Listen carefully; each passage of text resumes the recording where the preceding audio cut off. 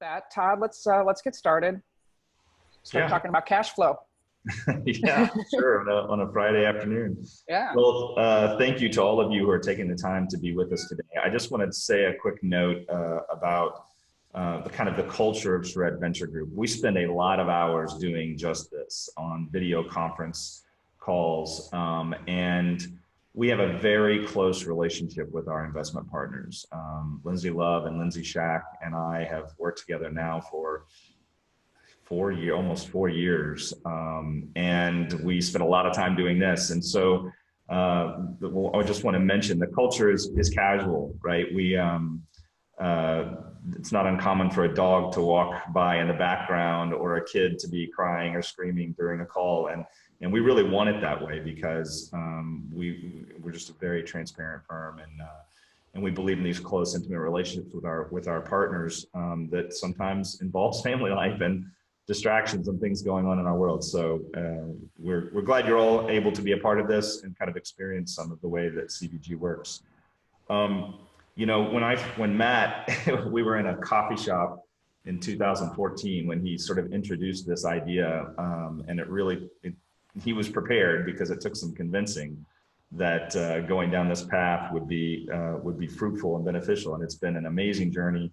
But I knew very little about architecture firms and what it took to run an architecture firm when we first started talking. And so, as Emily said, I sort of went out and interviewed everybody that would even give me a minute of their time. Some of you on this call may have been a part of that research process, but the goal was to really identify some of the common challenges that exist within small architecture firms. And there are some unique challenges that you face, certainly, and cash flows seem to be one of the primary concerns among so many firms that we talk to, for a lot of reasons. You know, some of those reasons were that they dealt with a very volatile workflow. So some of our firms deal with, institutional projects or municipal projects that get put on hold for reasons that are just completely out of their control. And therefore, the revenue from those projects comes to a complete halt when your cost structure doesn't. Some of them were in high growth phases, and Lindsay Love and Lindsay Shack can certainly speak to that. As you're hiring more people to do more work, you know, you face cash flow problems. But we certainly saw that it was a very common issue among small firms, and that's one of the reasons that we put this website together. I do want to just mention that we, as Emily said, we're available to talk with any firms that are interested in talking with us about your firm at any time. We do those meetings every week, and they're not really sales pitches. They're opportunities for you to talk about the problems your firm are facing, and for us to tell you about the ways that we work and see if there's any interest in that. So going back to Love Schack Architecture in Bozeman, Montana, and Driggs, Idaho, I mean it when I say I'm just so thrilled to be working with these two ladies who have taught me a lot, and we're part of the very early days of Charrette Venture Group. I mean, we always talk about the risk that CVG is taking when it partners with a firm. Well, these two women were really taking a risk on us too, because we were in our very early formative years, as were they. And I've been thankful for that from day one. But I think that they have learned a lot of lessons over the years, as have we. And we wanted to ask them to share their story with you, because this is, you know, about real world examples and real world experiences that hopefully can generate some good ideas for those of you who are participating in the webinar about ways that you might handle some of these issues inside your firm. So with that, I'd like to ask Lindsay Love and Lindsay Shack to talk a little bit about Love Schack Architecture and some of the things that they've dealt with under the topic of cash flow. Thanks, Todd. Hi, I'm Lindsay Shack. Sorry. Thanks, Todd. Lindsay Love. Lindsay Love. Lindsay Love is in the red scarf. Yeah. And everything that Emily and Todd said earlier was true. Lindsay Shack and I started our firm about 4.5 years ago, and we had both worked in the field of architecture since we had graduated from college. through apprenticeships and in various roles. But when we were considering starting our own partnership together, we knew there was a lot we didn't know yet. And CVG has been really, really helpful in coaching us through that and sort of just holding our hand along the way. And some of the stuff we've had to learn together, but we've always felt like we've had some expertise behind us and holding us up. And so CVG asked us to be part of this webinar, not so much because we figured everything out. We're not out of the weeds yet in terms of understanding cash flow and how best to run our firm in terms of cash flow, but we have learned a lot of lessons, and we can see that we are, the lessons that we have learned are being helpful. So when we started out, it was just Lindsay Shack and I. We brought on our first employee, I think just a few months into that, maybe 6 months in. We had signed on with CVG at that point in time. We were very lucky to be in a pretty booming market, and we had a lot of work come our way, and we were also really scrappy and just wanted to take on every project that we could and never say no. And so we grew a lot. We very soon after hired the first person. A few months later hired a second person. And then I think we did go about a year before we brought on like 2 or 3 more people almost at once. And that was just so much to manage all at once. And it was challenging. One thing that we thought just seeing all this work coming in and being able to hire all these people at this time, we kind of assumed, oh, this is great. We'll just be profitable and we'll be cash flow positive and making all this money. But what we learned is actually that you can be bigger and have more people and have more work, but if you're not actually doing things efficiently, you're just going to be spending money as fast as you're making it. And so that was sort of the hardest lesson that we had to learn. So getting into those lessons a little bit more specifically, Lindsay Shack and I both understand that as new business owners, there's some investment to be made. And one of the things that we chose to do was to pay ourselves basically as little as we could possibly get by paying ourselves, to make sure that we were able to pay our employees and pay our consultants and keep the lights on. Unfortunately, we're still underpaying ourselves a little bit, but we are definitely working on growing out of that. We don't recommend it. That's one of the things I don't necessarily know the answer of how not to do. I did talk about growing pains at the 5 to 10 person level. Again, just we had all this work and employees to do the work, but it wasn't getting done efficiently. With CVG, we've got a profit planning and pro forma document that provides us all of these metrics to be able to track our prospects and our backlog, the work that we actually have contracted and what's left of that, like throughout the year, and we're tracking this throughout the year. We have some of those other metrics are,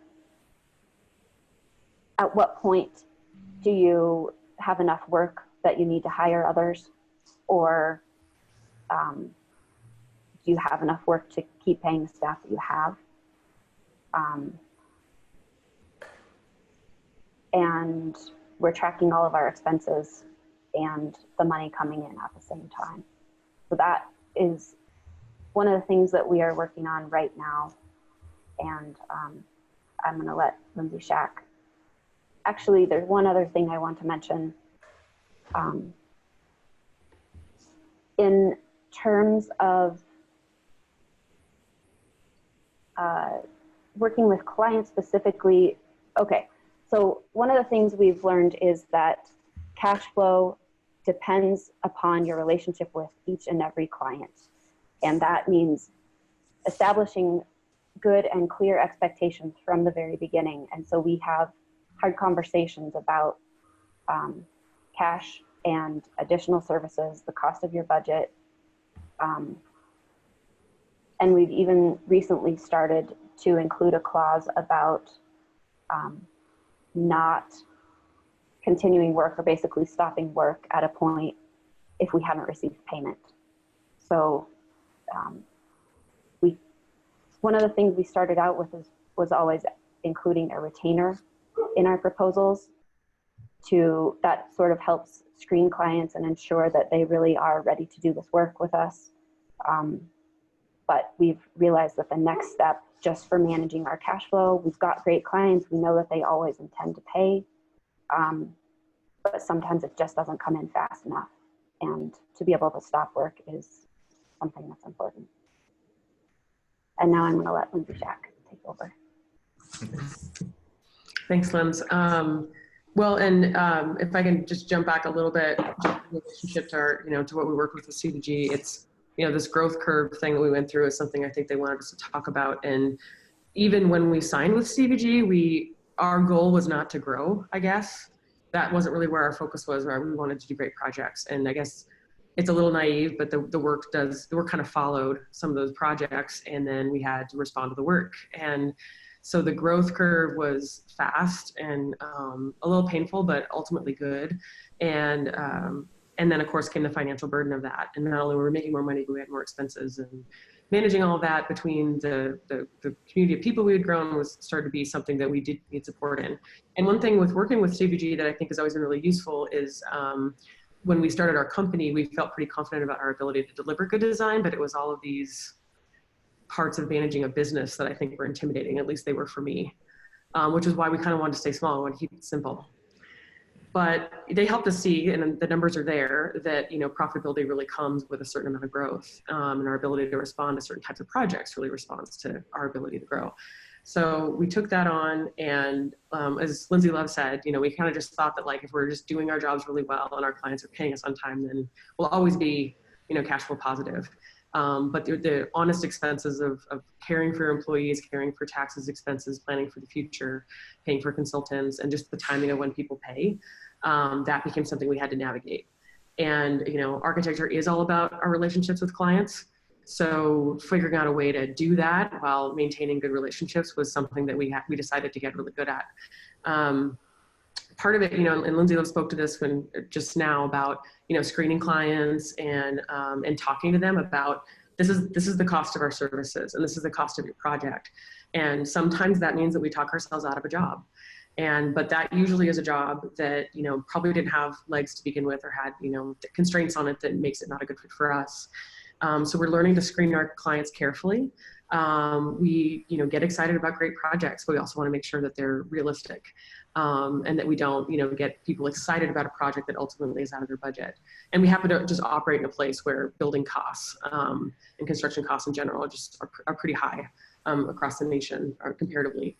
So, and we just set these expectations early too with the client about how our process goes. It comes down to communication and transparency, and being explicit, I guess, when we start the relationship about what the standards are, what the expectations are. And there's a way to do that where I think, it not only gives your client confidence in your process, but also creates healthy boundaries for you as a professional.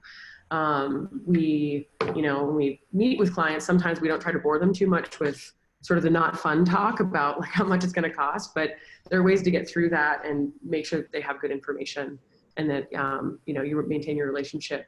And part of that too is our first hire, we decided to move her into doing more of the collecting and invoicing role. And it was an important move because we kind of understood that it was hard. As a sole proprietor, this is something you can't really do. But once we started to grow, we realized there was a benefit in asking basically a third party within our organization to interface with the client about invoicing. And that, in some cases, helped Lindsay Love and I preserve our relationship with the client because it just separated those roles. And we found that kind of made things easier. We also had to get a line of credit at one point. We had to figure out a way to bridge the gap. And I, having not run a business before this one, I now understand that that's quite common. So it took a little time in building a relationship with our bank, but ultimately they were really supportive. And then, Lindsay mentioned stop and work after net 30. That's something we got to do. And then billing regularly. So really staying on top of it, having a process in place where we can execute invoices and get them out, and the client's in a regular pattern of responding to them, however you set it up, became really helpful, as opposed to when we first started, it was a little bit haphazard, and sometimes we just wouldn't bill at the same time of every month, or it just wasn't coming out in a really clean and professional way. And as we built up our structure and our standards, we were able to set that billing out in a process that was much more professional. Lindsay Shack, when we first started working together, we talked about bookkeeping. Did you all outsource bookkeeping from the very beginning? I think you did, didn't you? We did. There was parts of it that our accountant had an internal bookkeeper. So there was parts of that we took in-house. And then we realized, one of our most billable employees is spending a lot of time doing admin work that we right. could then to somebody else at a different hourly rate. That's when we moved everything out of house. Yeah, and we advise every firm that we work with, we really push to outsource bookkeeping, get that off of the shoulders, certainly of the firm owners for sure. But even if you have someone on staff that's doing it, if they're not a full-time bookkeeper, it's typically a disaster. So we encourage all firms to outsource that. We've got a chart that we can provide you that shows kind of what the bookkeeper does versus what the firm owner does, that can kind of explain how that works if anybody's interested in it. The other thing, I totally agree with doing that, Todd. And I mean, we've been lucky. We've been able to hire a couple of unicorns that had accounting backgrounds. So in that case, it worked out for us, but I don't think it would work out for most. Right. The other thing about Love Shack is, I'm going to go back maybe 2 years ago when we were really in that high growth phase. And I'm trying to think about the sequence of employees or when we hired, who we hired. But the two ratios that we really encourage firms to look at that we were really struggling with at Love Shack was the utilization rate for sure.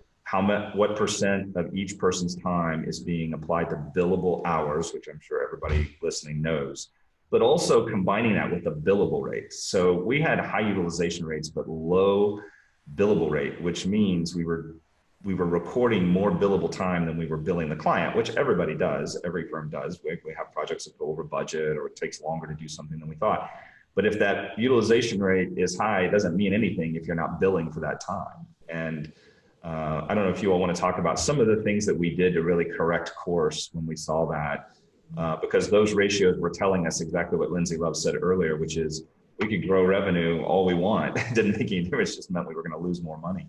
So you guys, any suggestions or things that you remember that we specifically did to attack those ratios?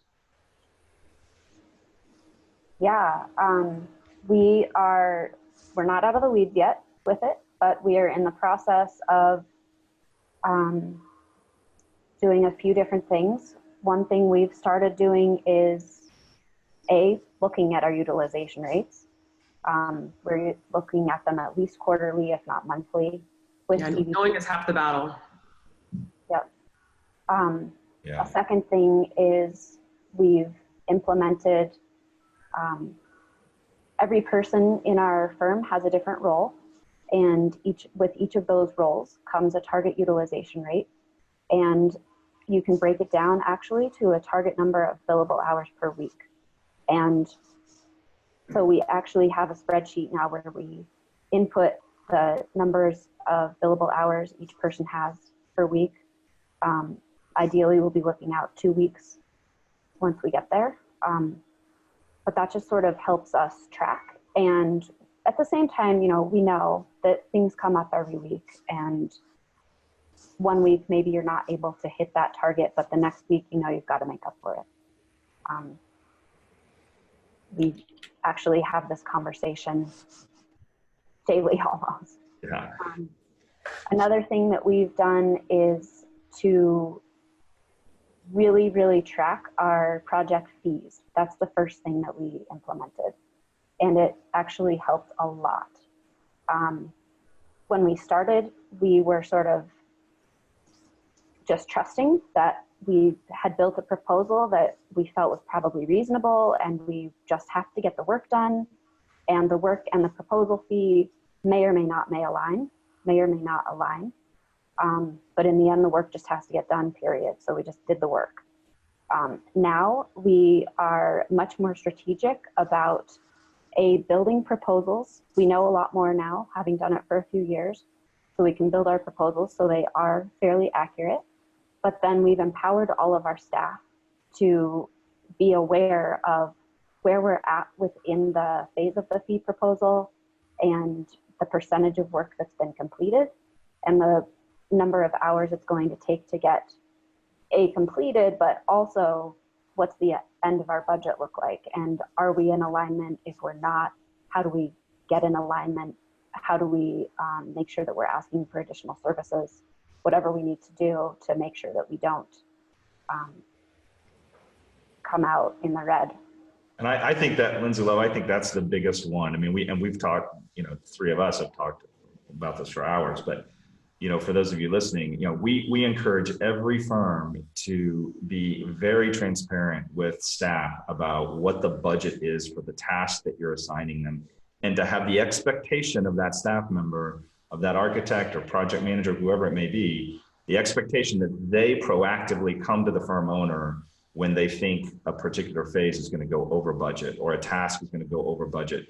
You've got to get the entire firm engaged in managing those budgets and proactively raising the red flag when we think something is going to go over budget. So many firms that we talk to, they don't even know they're over budget until the end of the project, or if they do, only one person knows, and it just should not be a surprise to anybody. And sometimes there are very good reasons to intentionally go over budget on a particular phase. Maybe there's, maybe there was a mistake made, or you're really working hard on a project that's going to lead to another project. But it needs to be a conscious decision that everyone is aware of, not just not a consequence, I guess is the best way to put it.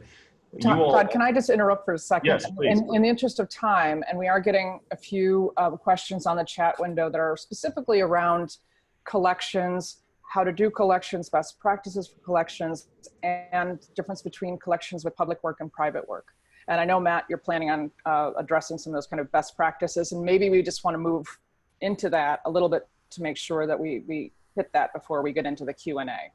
Is that? Sure. Matt, are you ready to take that one on? I would love to talk about that. I've been excitingly sitting here waiting for the big moment to talk about that. Collections topic. Yes.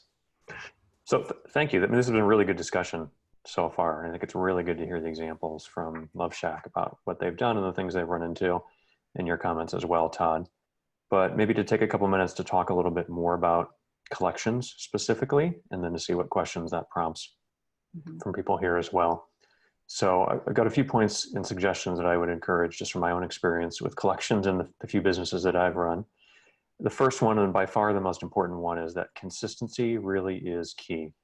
Like any business, if you've got more than one or two customers or clients, you've got to be spending time on invoicing and collections every single week. There's got to be time put into it every single week. Now, that doesn't necessarily mean it needs to be a lot of your time as the business owner, but somebody needs to be spending time on that every single week. And what I typically recommend is that you have one person who has it as their responsibility. It's preferably not a principal or owner of the business. Yes. And certainly, at the end of the day, as the owner of the business, you're responsible for it. But in terms of that person actually putting time in, like it's great when you get to the point that you can have an administrative person, a bookkeeper, whatever that term or title is, a director of operations, anything else that you choose to call it, but somebody that even on a part-time basis, that can be a core part of their responsibilities to be putting some time into collections and invoicing every single week to make sure it's running like clockwork. I also strongly recommend that you have a tracking system for collections. Usually it's a spreadsheet. I mean, there are other ways to do it as well, but the most common examples I've seen are with a simple spreadsheet. And it's whoever's the point person for that, whoever's actually doing the work on it, it's their job to update the spreadsheet or that tracking document every single week. So part of their responsibility is to take that tracking document and make sure they're updating it as time goes on every single week. And then what you do is you have that person reach out to every outstanding invoice or every client with an outstanding invoice every single week, unless there's a specific reason not to, but they're doing outreach. And one of the key things with the outreach is that it needs to be by phone and email. And I know it's very tempting, and collections is not a fun topic. Nobody wants to deal with it, right? No, and nobody starts a business because they want to deal with collections. Actually, I don't know anybody that owns a collections business. I'm sure maybe those people are more excited about it, but every other business owner, whether it's in architecture or anything else, is excited about collections. But the point is, reach out by phone and email. It's tempting to just do email, right? To say, hey, I sent an email to a person and I can cross it off my list that I reached out to them. That's really not good enough if you want to be serious about cash flow and make sure you're staying on top of collections. You need to call the person or call whoever on their end is responsible for bookkeeping or paying vendor or service provider invoices, right? Like you need to pick up the phone and call them and talk to them. And of course, if you don't actually reach them, you leave a voicemail and then you send the follow-up email. It says, hey, I tried to call you and I'm sending you this email instead.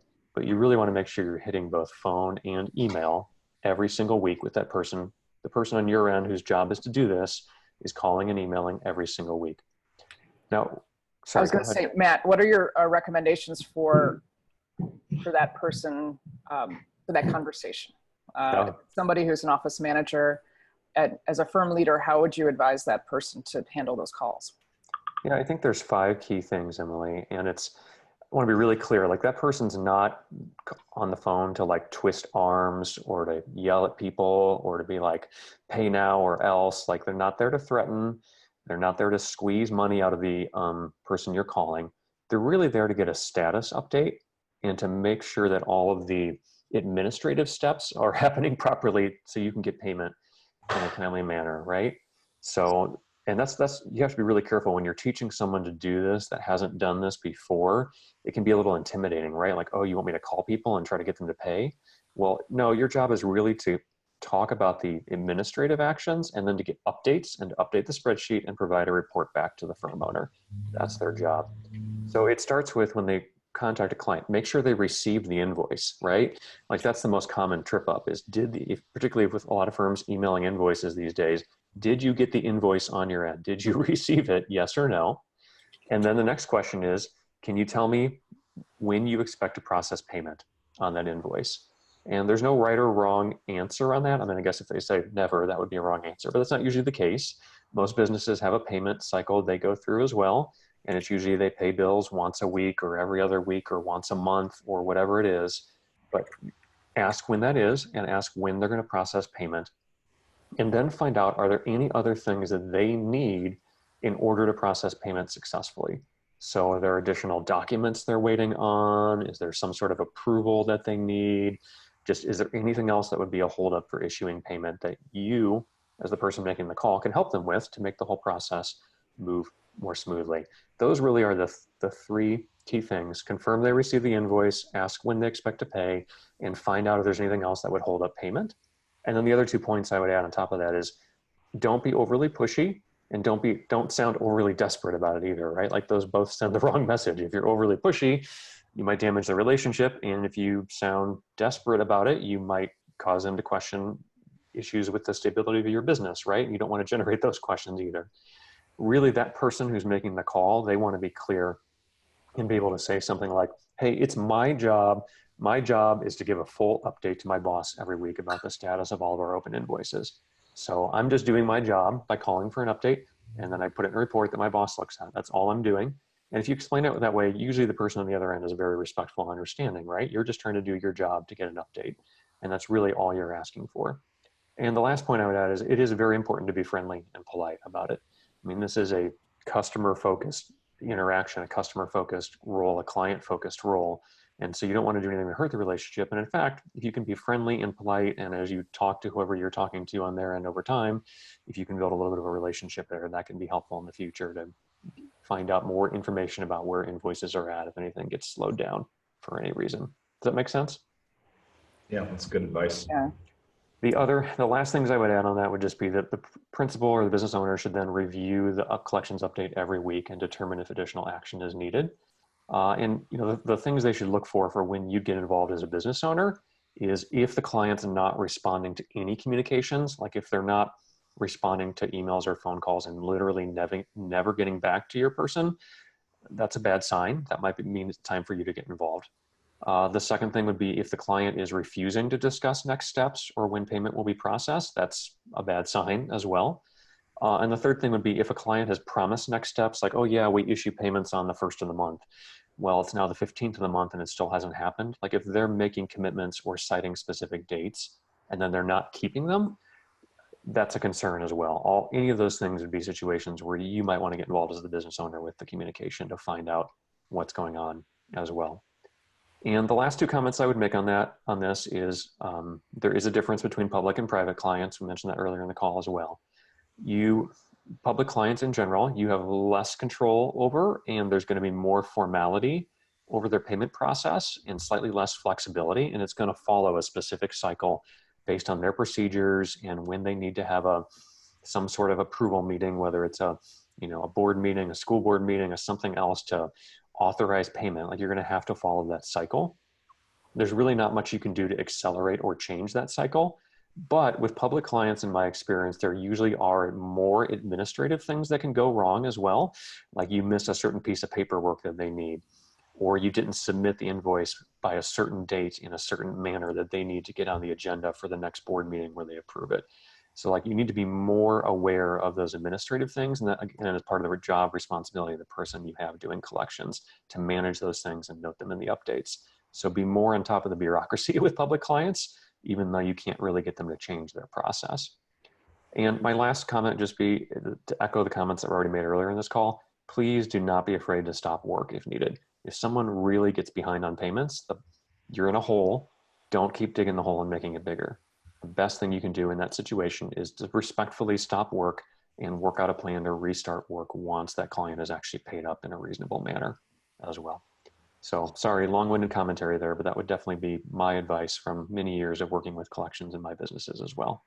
Those are really good, Matt. The only one thing that I would add to the stopping work condition, first of all, that it should be clearly stated in your proposal or your contract that that's your policy, but that you also have the freedom to stop work if you don't receive a response within a certain period of time. So we have a lot of projects that get delayed and nobody communicates that, and you're still doing work on a project that's delayed.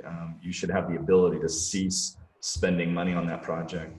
Another thing that we are encouraging firms to do is you should really look for every opportunity you can. When you're setting a project fee, you should make it your policy that you invoice an equal amount every month over the estimated period of the period of time for the project. So for example, you have a project where your project fee is $10,000. You tell the client, we think this is going to be a 5-month project. We're going to bill you $2,000 every month on the 15th.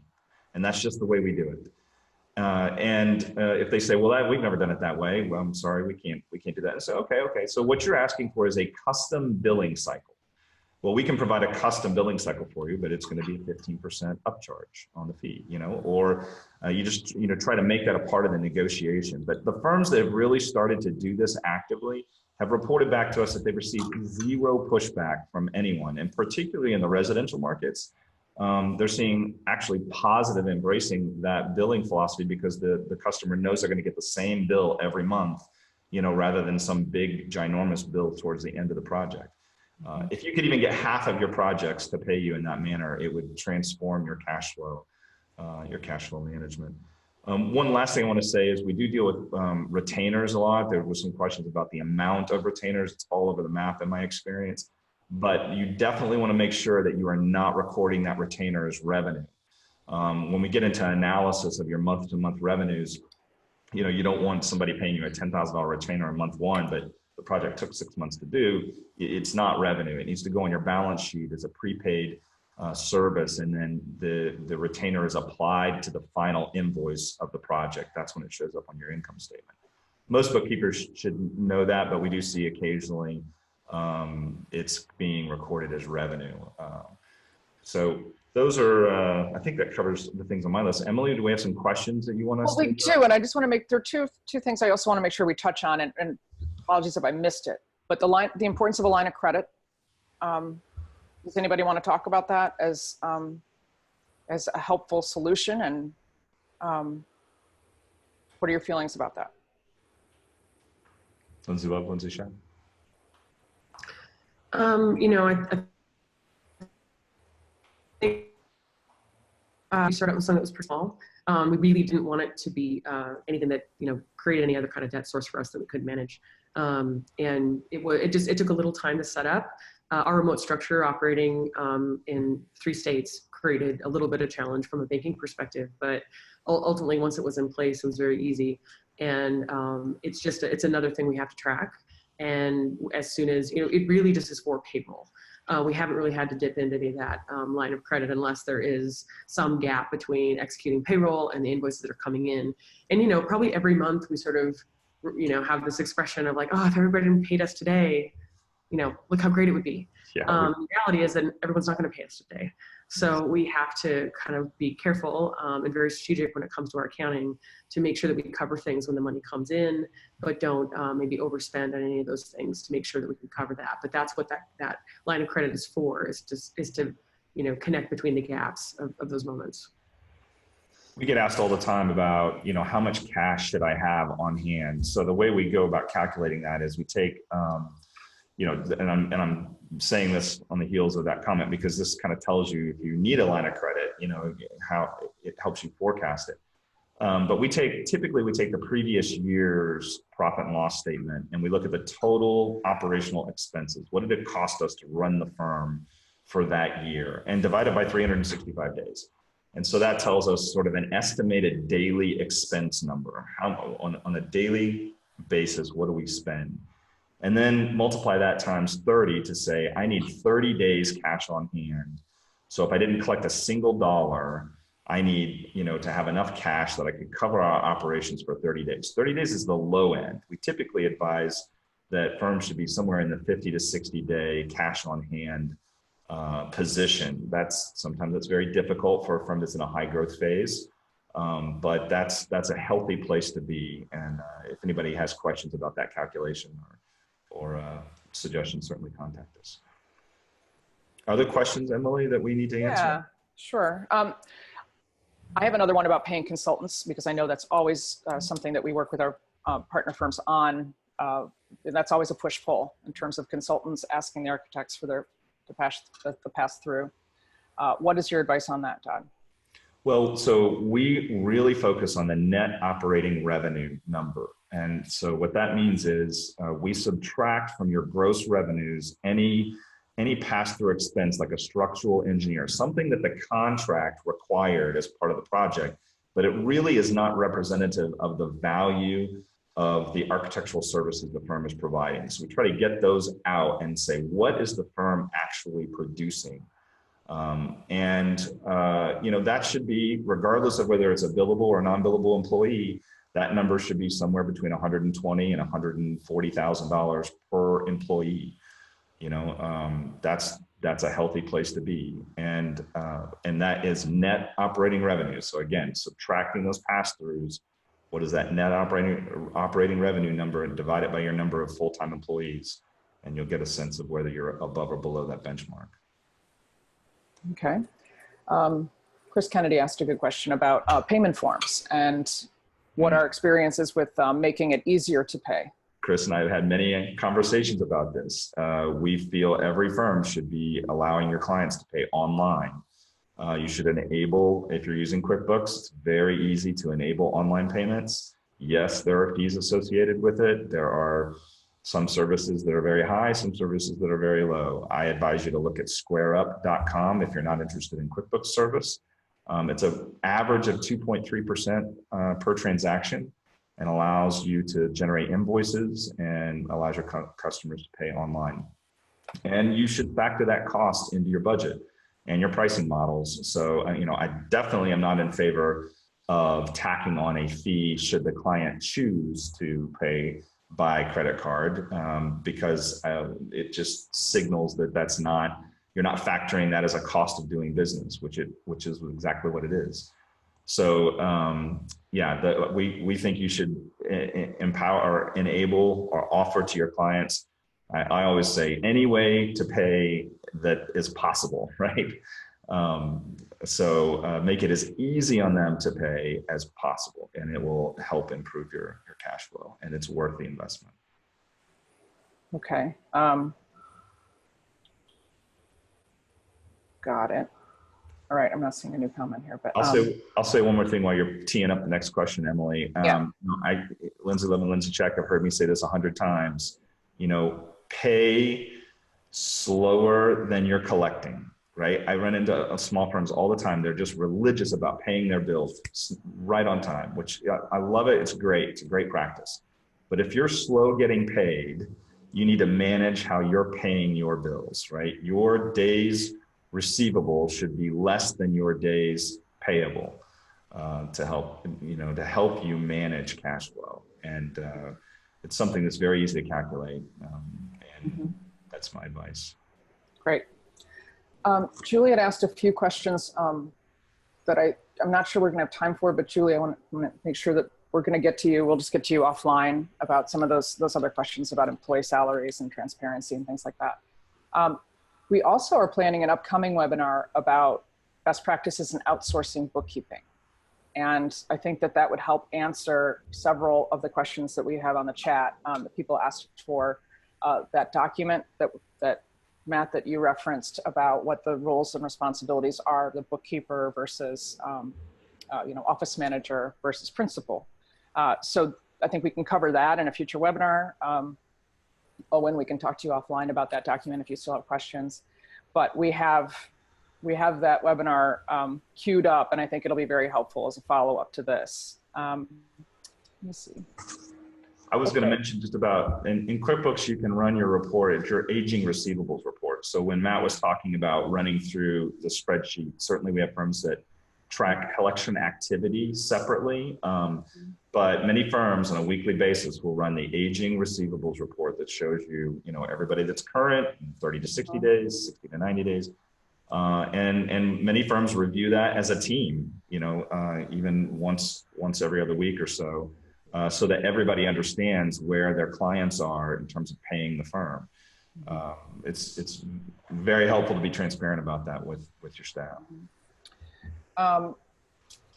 Chris mentioned in the chat that ACH payments have been well received by our clients. These cost us 50 cents per transaction. And then Owen followed up. Can we ask Chris how he's handling the ACH payment for 50 cents? Yeah. Again, my advice is to offer every payment method you possibly can. Okay. We're close on time. Are there any other questions anybody wants to? Oh, here's another one that popped up on the Q&A. On the pass-through expenses, consultants, why not pay as soon as you receive payment from the client? Sure. Yeah, sure. I think my comment is really sort of on the aggregate, right? I mean, if you're having cash flow problems, look at how long it's taking you to collect versus how long it's taking you to pay your bills, and just examine that and make sure you're not paying out money faster than you're bringing it in. I also, I know it's crazy. Probably nobody on listening is a culprit of this, but we see firms that are dealing with cash flow payments, and then we'll start talking about a pro bono project. It's like, if you're having trouble making payroll, now is the time to discontinue any pro bono work, any service work. Really focus on the profitable work that you're bringing in, get the firm on its feet with good cash reserves, and then think about things like that. So, if you're really struggling with cash flow, take a close, careful look at your operations and make sure everything is focused on the right things and the profitable projects. Okay. And I just, one last encouragement, that if anybody's listening that would like to schedule time with us, I think Emily's put a couple of links out there to get some time on our calendar. We do it every week. We meet with small firms all over the country every week, and it is not a sales pitch. It is an opportunity for you to talk about your firm, get some perspective, some really talented people on this team to give you some ideas and suggestions. And then of course, we'd like to tell you how CVG works and see if there's a fit. But we love talking to small architecture firms about their business and providing some insights that we hope is helpful. Our mission is to change this space. It's why Matt started this company, is to have an impact on this space. And so we like doing it every day. Yeah, great. Well, it looks like the questions are winding down. Lindsay, love Lindsay Shack. I'm so glad you guys agreed to do this and be a part of this. Thank you. Yeah. Yeah, thanks to all the panelists. And this recording will be available through the end of the month through the Zoom link. You should be able to find that link. We'll send it to you if it doesn't automatically pop up for you. And also we'll be making a white paper summarizing the main points that we outlined here. And I hope it was helpful. Again, let us know if you have any additional questions. Julie will answer some other questions of yours offline. And thanks again to the panelists, and stay tuned for our next webinar. Thank you, everybody. Have a great weekend. Bye, everyone. Thank you.